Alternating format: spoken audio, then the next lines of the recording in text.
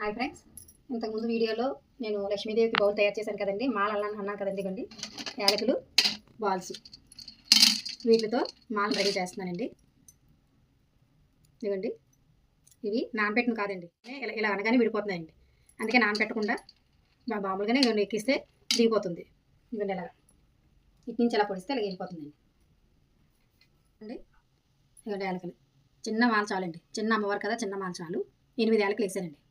కరెక్ట్గా ఆ విగ్రహానికి మాల సరిపోతుందండి. చూడండి, వేస్తాను చూడండి. మాల రెడీ అయిపోయింది. కరెక్ట్గా అమ్మవారికి మాల సరిపడేటట్టు వచ్చింది. చూడండి అందంగా అమ్మవారు ఎంత ముద్దుగా ఉన్నారో చూడండి. ఆ బౌలు, అమ్మవారు, యాలకుల మాల చాలా బాగా వచ్చిందండి. దండ ఎంతో సరదాగా ఉంది అమ్మవారిని చూస్తుంటే. అందరిళ్ళలోని ఈ బాల్స్ ఉండవు కదండి, కొనుక్కోవాలి మళ్ళీ ప్రత్యేకించి. దానికన్నా థర్మోకోల్స్ ఉంటాయి కదండి, థర్మోకోల్ బాల్స్. ఇది ఒక ప్యాకెట్ 10 రూపాయల కన్నా ఎక్కువ ఉండదండి. ఇవైనా సరే వేసుకున్న అందంగా ఉంటుంది. ఆ మాల కూడా రెడీ చేస్తున్నాను చూడండి. ఇంకో దండ థర్మోకోల్స్ తోటి. ఈ రెడ్ థర్మోకోల్స్ ఏ వేసుకున్నా పర్వాలేదు, మీ ఇష్టం. పసుపు అయితే అమ్మవారికి ప్రీతి అని నేను పసుపు వేసానండి. మీరు ఏ కలర్ వేసుకుంటే ఆ కలర్ వేసుకోండి, మనం వేయని బట్టి. యాలకుల మాల వెళ్ళినప్పుడు మాత్రం అస్సలు యాలకులు నానపెట్టకండి. ఈ పచ్చిదండే ఉన్న యాలకుని ఉన్నట్టుగానే మాల అనుకోండి.